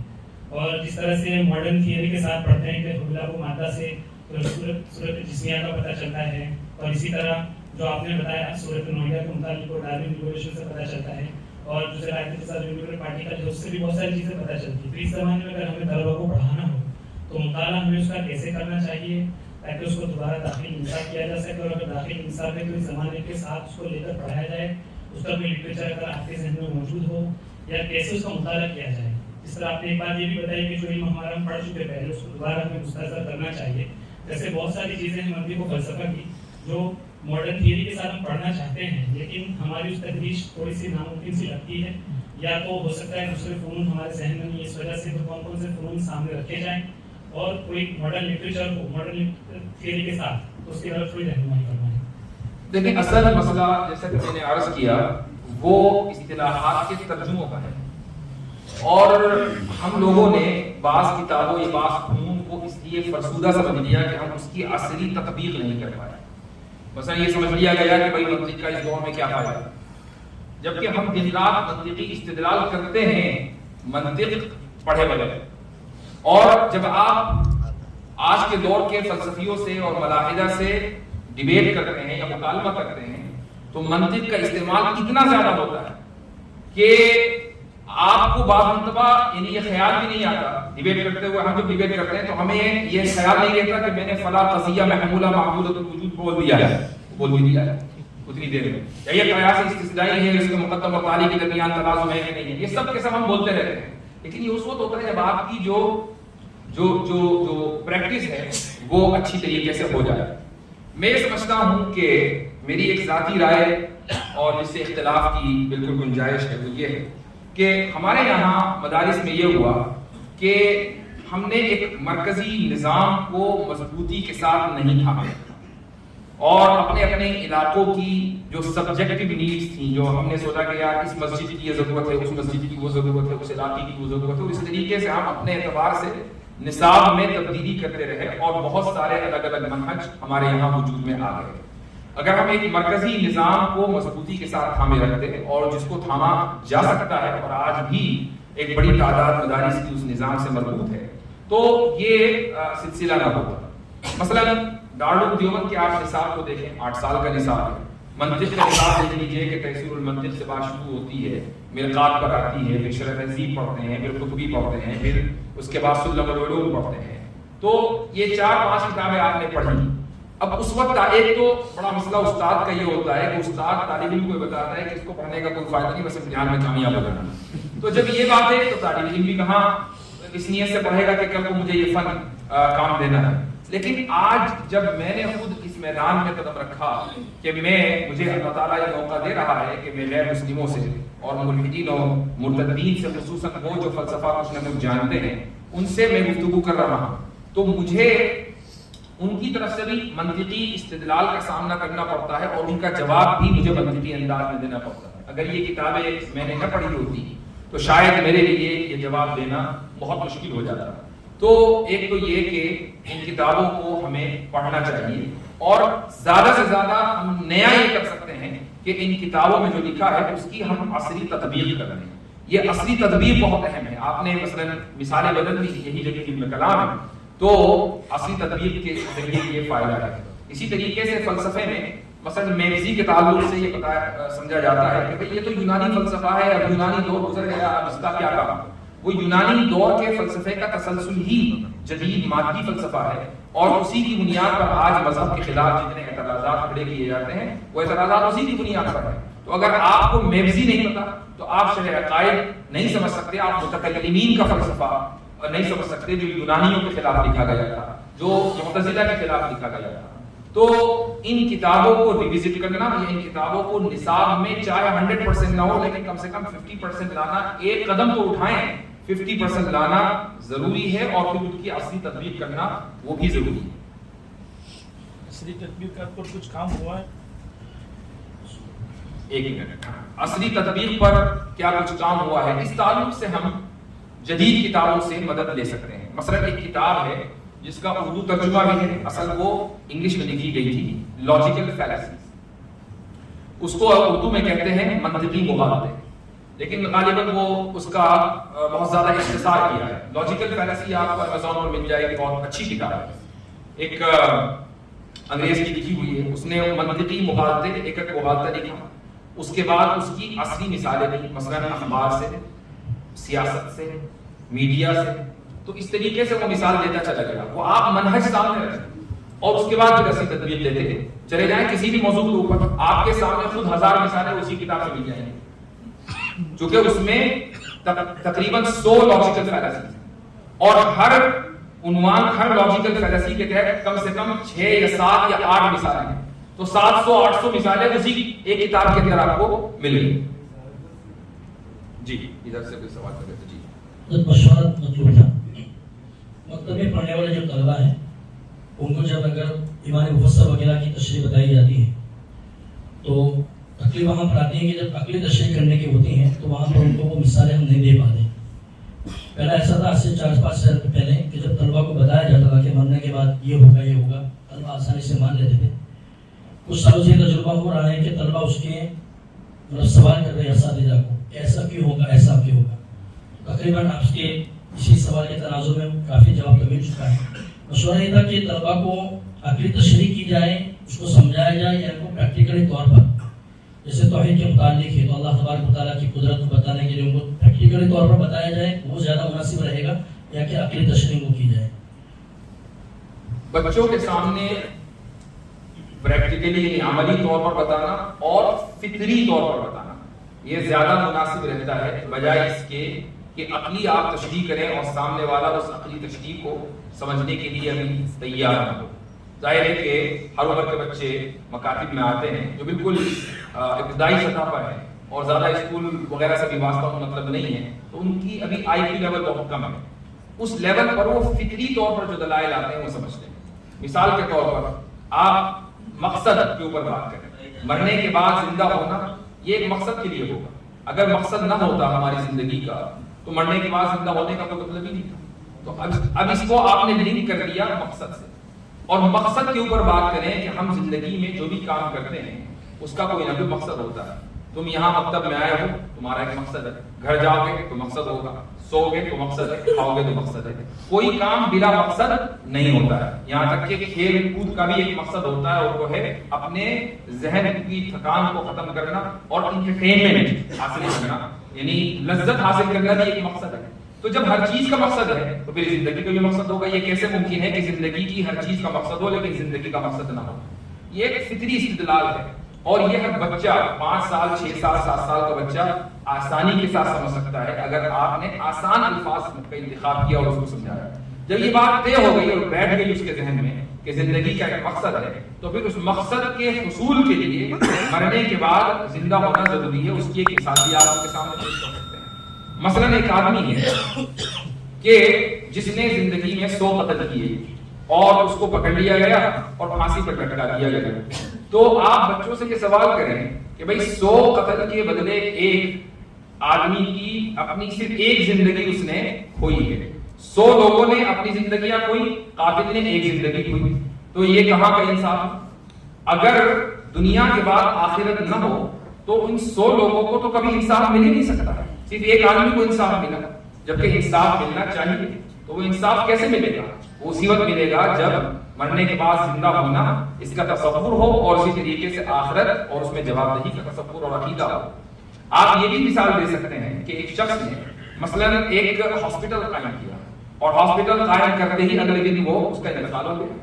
اب اس ہاسپٹل میں اگلے 70-80 سال تک 100 سال تک ہزاروں لاکھوں مریضوں نے فائدہ اٹھایا. چیریٹیبل ہاسپٹل تھا. تو اگر مان لیں مرنے کے بعد زندہ نہیں ہونا تو پھر اس نے تو اپنے اس نیک عمل کا جو پھل ہے وہ کبھی پایا ہی نہیں, نہ اپنی زندگی میں پایا, اور مرنے کے بعد زندہ ہونا نہیں.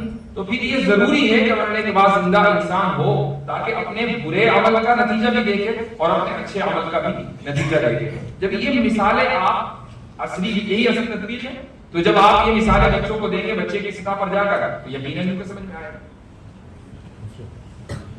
جی سب کچھ عرصے پہلے آپ کی ایک تحریر پڑھی تھی, مدرسہ ڈسکورسز نامی پروگرام سے ہوشیار.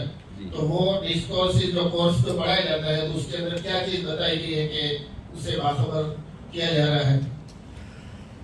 مدرسہ ڈسکورس کے تعلق سے میرے خیال سے بہتر یہی ہے کہ اگر آپ گوگل پر میرا نام ڈالیں اور مدرسہ ڈسکورس ڈالیں تو یہ پوری تحریر آئے. دو قسطوں میں ہے وہ تحریر آپ کے سامنے آ جائے گی. تفصیلات میں جائے بغیر صرف اتنا عرض کر دوں کہ یہ سو کالڈ جدید علم کلام پڑھانے کے لیے یا پڑھانے کے عنوان سے فضلاء مدارس کو ایک تنظیم کے تحت جمع کیا جاتا ہے, اور ان کو پھر جو ہماری اجماعی مسائل ہیں ان سے کاٹ دیا جاتا ہے.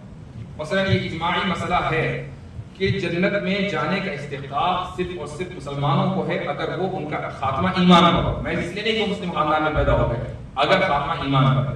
لیکن ڈسکورسیوں کا عقیدہ یہ بھی ہے کہ وہ یہودی بھی اگر عمل صالح کریں تو بھی جنت میں جائیں گے, عیسائی بھی اگر عمل صالح کریں تو بھی جنت میں جائیں گے. یہ صرف ایک مثال دے رہا ہوں, اس کے علاوہ 10 پرابلمز ہیں کہ جن کو میں نے اس مضمون میں ہائی لائٹ کیا ہے انہی کے لٹریچر سے اقتباس کر کے. تو اس لیے میں نے وہ مضمون لکھا تھا. میں سمجھتا ہوں کہ کافی حد تک فضلاء مدارس کی آنکھیں کھلی ہیں. کم سے کم اب پبلک میں آ کر یہ نہیں کہتے کہ ہم مدرسہ ڈسکورس پڑھ رہے ہیں.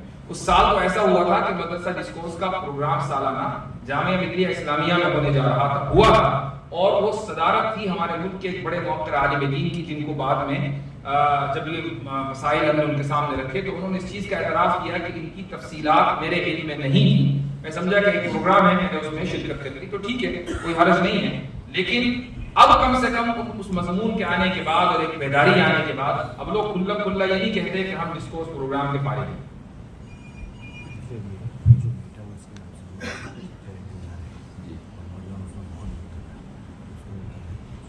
اس کی چیلنج کی طرف وضاحت کریں.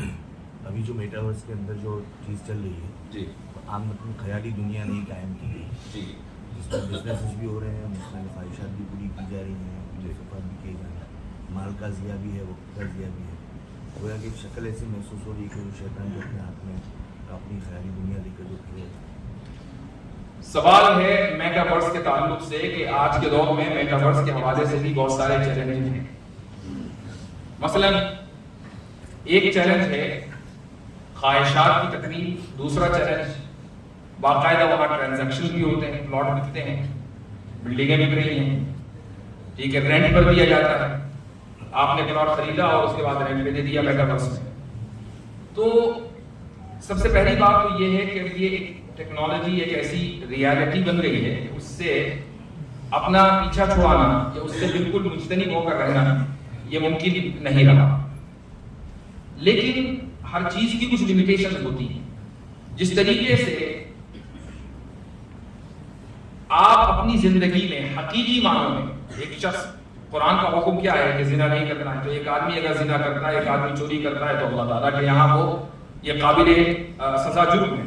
इसी तरीके से अगर उस वर्चुअल रियलिटी में ये काम हो रहे हैं तो वहां भी ये इसी तरीके से काबिल सजा जुर्म है अल्लाह की निगाह में, जैसा कि हकीकी दुनिया में।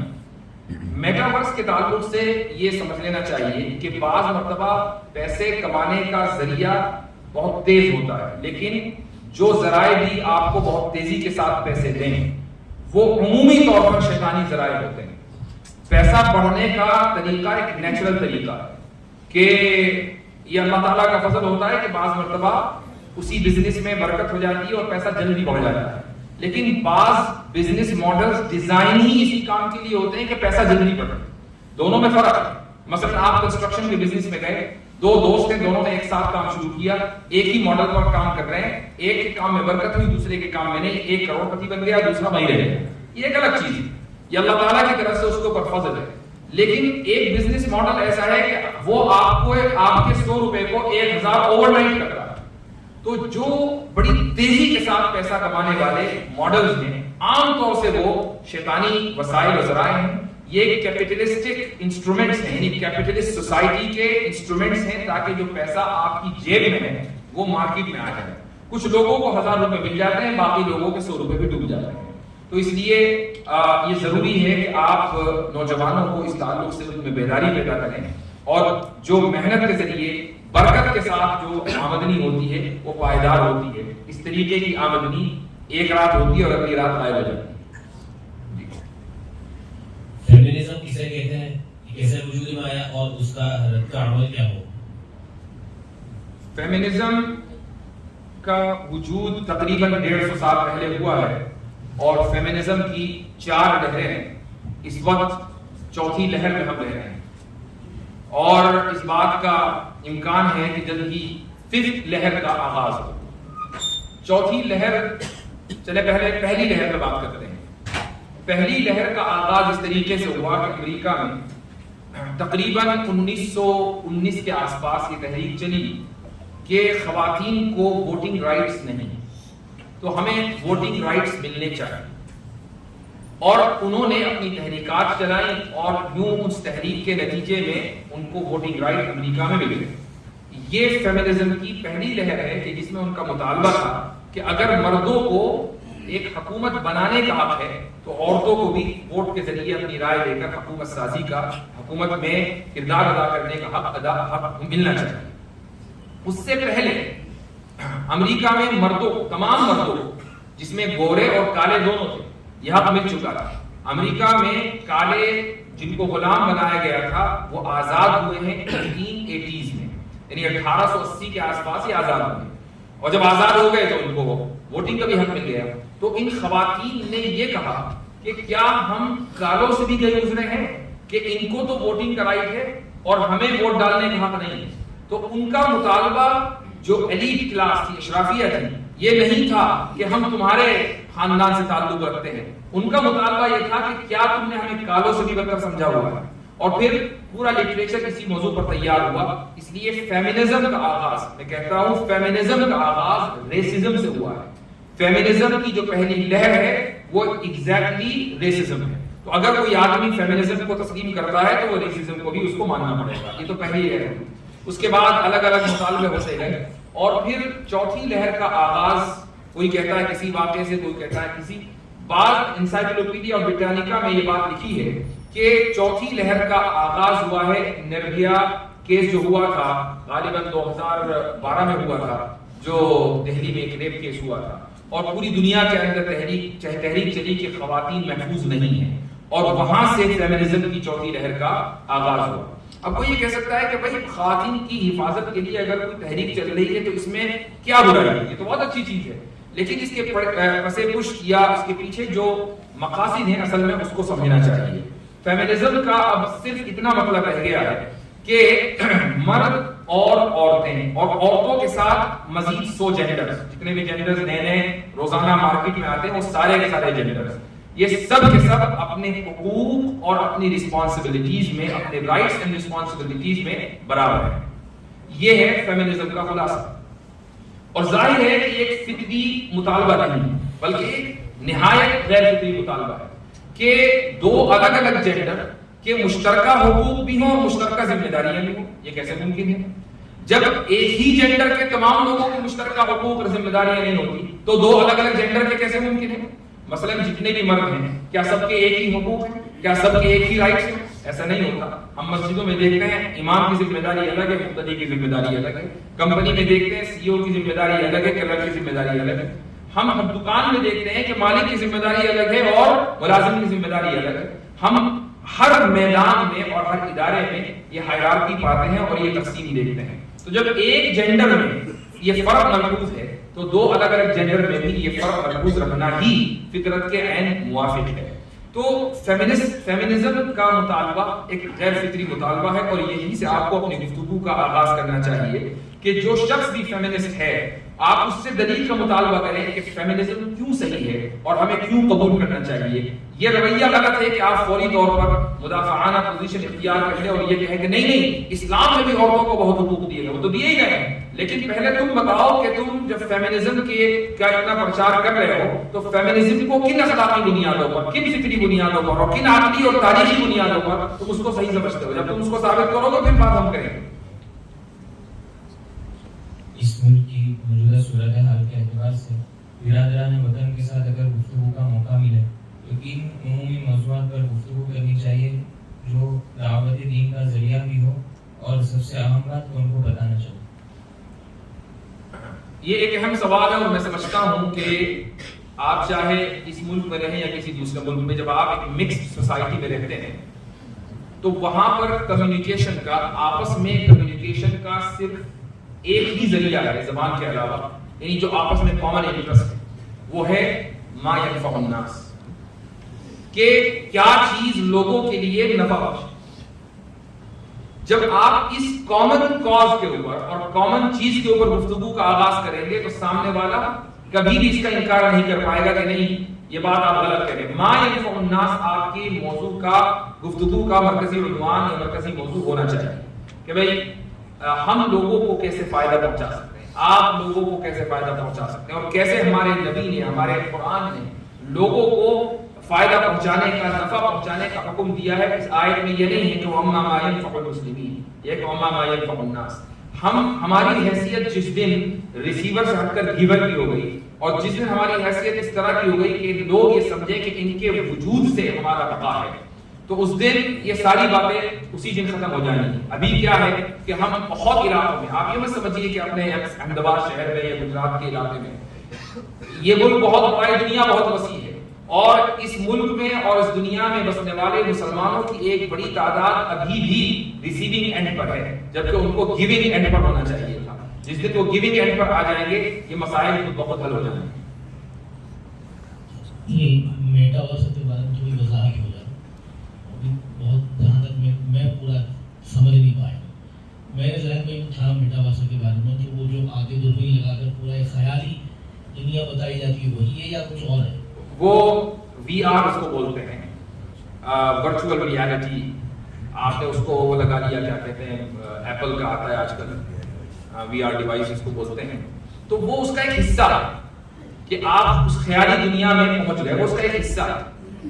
اصل میٹاورس دراصل ایک بہت وسیع دنیا ہے کہ جس میں صرف آپ ایز اے وزٹر نہیں جاتے ہیں، بلکہ آپ اس میں بالکل ایسے ہی ریئل ٹائم ایکسپیرینس کر سکتے ہیں جیسا کہ ہم اپنی حقیقی دنیا میں کہ بھائی چلو یہاں جا رہے ہیں یہ بینک کی جگہ اس کو خریدنے وہاں فور سیل کا بورڈ لگا ہوا ہے, وہ ایک بلڈنگ فور سیل ہے, آپ باقاعدہ پیسے دیتے ہیں جو بٹ کوائنز وغیرہ جو جتنی ورچوئل کرنسیز ہیں یہ وہاں استعمال ہوتی ہیں. بٹ کوائن کے ذریعے آپ نے کوئی بلڈنگ خریدی نہیں, وہ بلڈنگ اب آپ کی ہو گئی, اب آپ اس کو کسی کمپنی کو رینٹ پہ دے دیں, وہ آپ کو بٹ کوائن کے ذریعے ہی پے کرے گا. تو تمام کے تمام ٹرانزیکشن اسی طرح چل رہے ہیں اس ورچوئل ورلڈ میں بھی جیسے کہ اس ریئل ورلڈ میں چلتے ہیں. تو ایک وسیع دنیا ہے, اس کو اگر آپ یوٹیوب پہ سرچ کریں گے تو انشاءاللہ پوری تفصیلات آ جائیں گی. جزاکم اللہ خیرا. 12 بج گئے ہیں اور اب ہمیں بھی آگے کی منزل پر جانا ہے. دعا کر لیجیے. الحمد لله رب العالمين والعاقبة للمتقين والصلاة والسلام على سيد الأنبياء والمرسلين. اللهم صل على سيدنا محمد وعلى آل سيدنا محمد كما صليت على إبراهيم وعلى آل إبراهيم إنك حميد مجيد. اللهم بارك على سيدنا محمد وعلى آل سيدنا محمد كما باركت على إبراهيم وعلى آل إبراهيم إنك حميد مجيد. ربنا آتنا في الدنيا حسنة وفي الآخرة حسنة وقنا عذاب النار. ربنا اغفر لنا ولإخواننا الذين سبقونا بالإيمان ولا تجعل في قلوبنا غلا للذين آمنوا ربنا إنك رؤوف رحيم. اللهم اغفر لنا وارحمنا واعف عنا. اللهم إنك عفو تحب العفو فاعف عنا يا كريم. فاعف عنا يا غفور. اللهم أرنا الحق حقا وارزقنا اتباعه وأرنا الباطل باطلا وارزقنا اجتنابه. الہ العالمین, الہ العالمین ہمارے یہاں جمع ہونے کو قبول فرما. الہ العالمین ہماری عبادتوں کو قبول فرما. دین کے تعلق سے ہماری فکرات کو قبول فرما اور ہمیں دین کی خدمت کے لیے قبول فرما لے. ہمارے اداروں کی حفاظت فرما, مساجد کی, مدارس کی اور مکاتب کی حفاظت فرما. ہمیں توفیق دے کہ ہم تعلیمی نظام کو اس امت میں اس ملک میں پھیلا سکیں. الہ العالمین ہمارے اس تعلیمی نظام میں کہ جس کے ذریعے ہم الحاد کا مقابلہ کر سکیں اور دین کی تبلیغ کر سکیں تو ہمارا تعاون فرما, مدد فرما. الہ العالمین ہمیں ایسے نظام کی طرف رہنمائی کر دے اور ہمارے لیے ایسے اصحاب خیر کو کھڑا کر دے کہ جو اس نظام میں ہمارے معاون بن جائیں. الہ العالمین ہم میں جو بیمار ہیں ان کی بیماری کو دور فرما اور جو ضرورت مند ہیں ان کی تمام جائز خواہشات اور ضرورتوں کو پورا فرما. سبحان ربک رب العزت عما یصفون وسلام علی المرسلین والحمد للہ رب العالمین.